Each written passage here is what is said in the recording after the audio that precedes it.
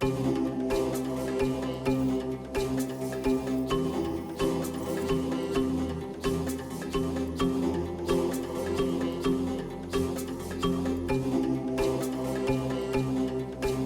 y aller, je vais vous adresser quelques questions. C'est de simples questions pour que vous et moi, on puisse voir à quel niveau nous sommes dans l'utilisation des différents outils que nous avons à nos portées. Et les réponses, ce ne sont pas des réponses à me donner, chacun répond dans son calepin et après chacun va évaluer pour voir à quel niveau il en est.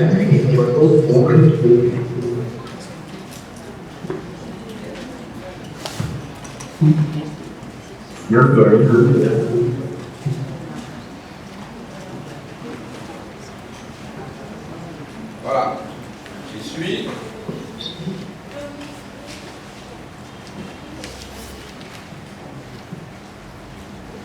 Je voudrais savoir, vous répondez dans votre calepin sur une feuille, est-ce que vous disposez d'un code PIN ou d'un mot de passe sur votre téléphone portable ou sur votre ordinateur de travail? Vous ne me donnez pas la réponse, vous gardez la réponse pour vous. La deuxième question. Mes comptes principaux, je vous dis les adresses e-mail, Facebook si vous en avez, WhatsApp si vous l'utilisez. Est-ce que nous avons activé la double authentification? Est-ce que nous avons activé la double authentification sur nos différents comptes principaux, adresses e-mail, les comptes de réseaux sociaux, les applications de messagerie instantanée? Troisième question. Est-ce que je réutilise le même mot de passe sur différents comptes? Est-ce que j'utilise le même mot de passe sur différents comptes? C'est-à-dire, mon mot de passe qui me permet d'accéder à Facebook, est-ce que c'est le même mot de passe que j'utilise pour accéder à mon adresse email? Est-ce que c'est le même mot de passe que j'utilise pour accéder à mon compte Instagram, Snapchat? Quatrième question, est-ce que vous avez déjà vérifié les différents appareils sur lesquels vos comptes sont ouverts?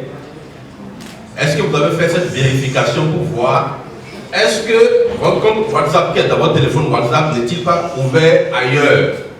Ou si est-ce que vous avez ouvert votre compte Gmail sur notre ordinateur que vous n'avez pas réussi à refermer avant de retourner l'ordinateur ou le téléphone portable?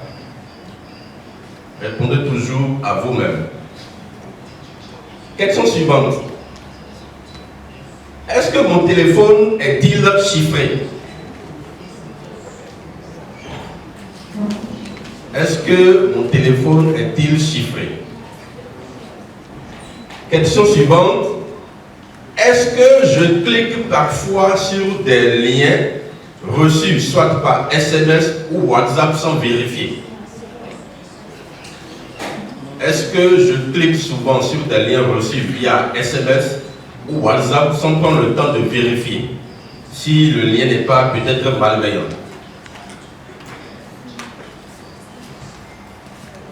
Là où nous sommes, si nous sommes ici actuellement et qu'on vienne confisquer le téléphone de quelqu'un, est-ce que nous avons un plan de récupération?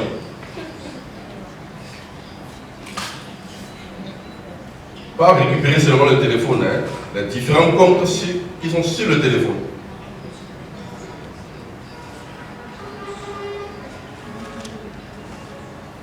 Est-ce que mon compte personnel est-il, je veux parler de compte adresse email hein, ou des réseaux sociaux si vous voulez, est-ce que ces comptes personnels-là sont différents de mon compte en tant que militant ou militante? Est-ce que quand vous m'envoyez une adresse, un message via mail, le compte que j'utilise en tant que militant ou militante, est-ce que c'est le même compte que j'utilise pour postuler à un poste ailleurs ou avec la famille? C'est pareil pour les numéros WhatsApp également. Est-ce que c'est le même numéro WhatsApp que vous utilisez en tout?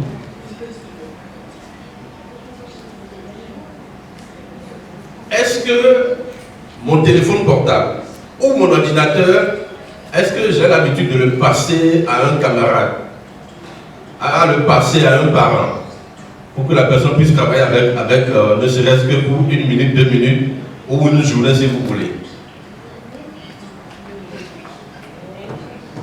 Pardon?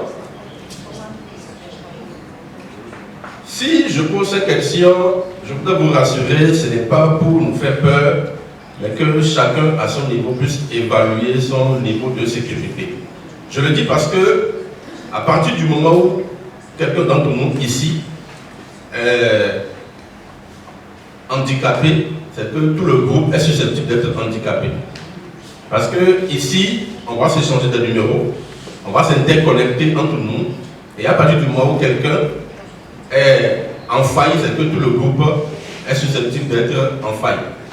Je me rappelle, il y a, je me rappelle plus exactement de la période, mais on était dans un forum WhatsApp, quand l'un d'entre nous, son portable a été volé. Donc le premier réflexe qu'il a développé, c'est d'informer les membres du groupe pour dire attention, je n'ai plus accès à mon téléphone portable. Vous voyez un peu, ça c'est des mesures de sécurité, des réflexes qu'il faut développer pour que on ne puisse pas mettre en porte-à-faux ou être un handicap pour les autres. Cela voudra dire quoi? Mon niveau de sécurité dépend du niveau de sécurité de mon collaborateur ou de ma collaboratrice, ou de mon ami, ou de ma femme, ou de mon mari. Parce que ce qu'on oublie généralement, le premier niveau de sécurité, je l'ai dit la dernière fois, c'est l'homme. Homme grand H. Le premier niveau de sécurité, pour que vous et moi, nous ne soyons pas en danger, nous ne soyons pas piratés, nous ne soyons pas suivis par un hacker, c'est que le premier niveau de sécurité, ça dépend de nous-mêmes d'abord. Que ce soit du niveau de Facebook, je prends la maison métal, que ce soit du niveau de X qui était Twitter par le passé, que ce soit de TikTok. Pour que cette structure soit piratée, c'est la faute de l'individu.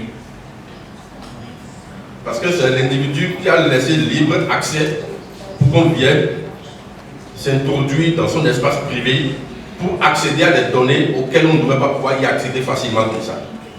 Cela voudra dire, il est arrivé des fois, vous avez vu que Facebook a été piraté. Ou vous voulez vous connecter à votre compte Facebook et c'est impossible pour vous de vous connecter. C'est parce que les hackers se sont introduits dans leur système pour faire des opérations. Et quand ils viennent faire des opérations, généralement, c'est pour collecter des données. Lesquelles données, ça peut ne pas nous concerner vous et moi directement, mais à partir du moment où une plateforme, aussi sécurisée soit-elle, est piratée, c'est que nous sommes déjà en danger.